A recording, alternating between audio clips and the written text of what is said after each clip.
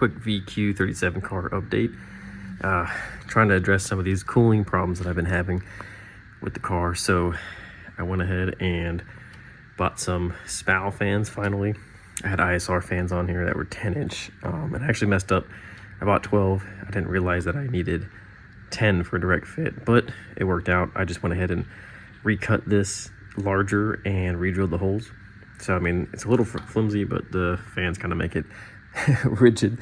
My brother gave me this idea. It's not super pretty, but I went and I got some aluminum foil tape and sealed the edges of the fans so that there's no air so it's pulling straight through the radiator. I also got some cheap foam seal, peel and stick, put that on there for just a little bit better seal overall. So gonna toss it back in and then plug it up. I already did the wiring. I made it simple this time.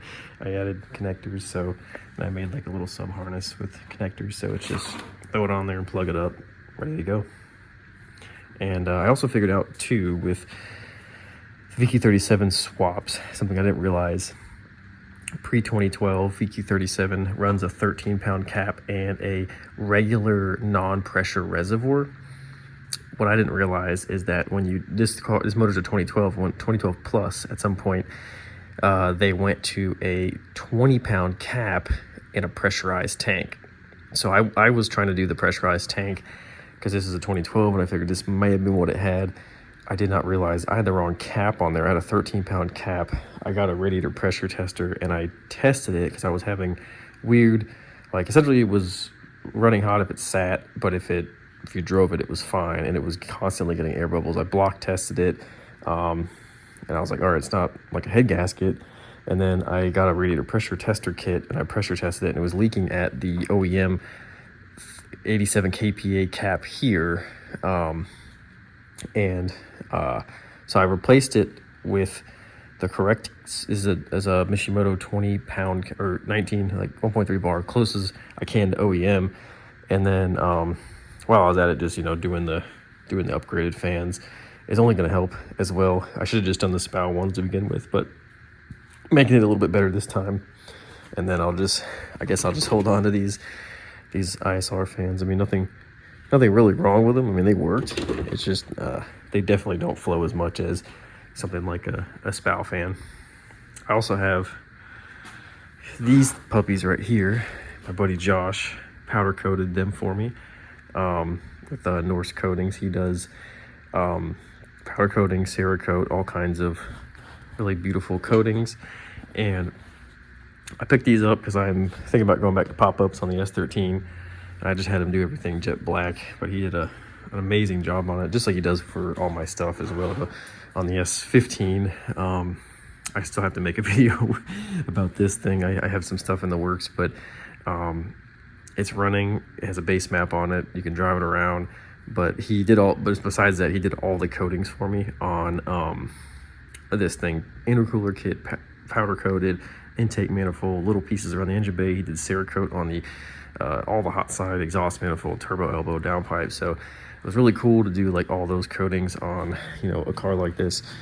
You can probably just see a little bit of the sparkly, like metallic silver powder coated pipe. I tried to keep it OEM-ish, but just kind of put the touches that I like on there. Like my like the purple stuff here, all that colored stuff. He coated for me, so he does really good work and super affordable. So, and I like to support my friends that have businesses as well. So I'll put a link to his page and everything in the description of his video. So if you're in North Carolina area or willing to ship stuff to him, he can definitely coat it for you and send it back, or coat it and bring it up if you're local or whatever. But yeah, so hopefully I don't have any more cooling woes with this, and then I can move on to the other problem. Is you can kind of see it in there a little bit.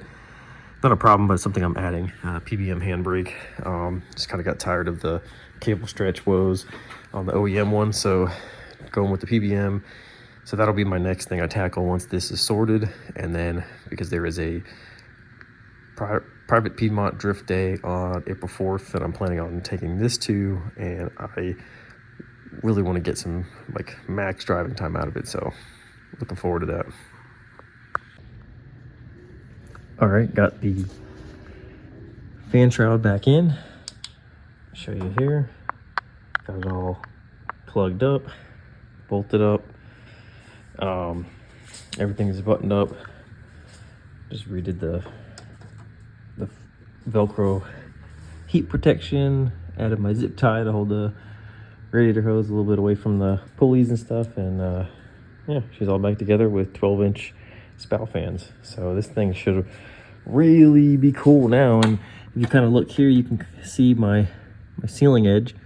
So there's very, it's not a full like vacuum seal, but it's very, very little openings. And that was just because I had to make some modifications here and there for this thing. But it's nice that it's got a really close seal.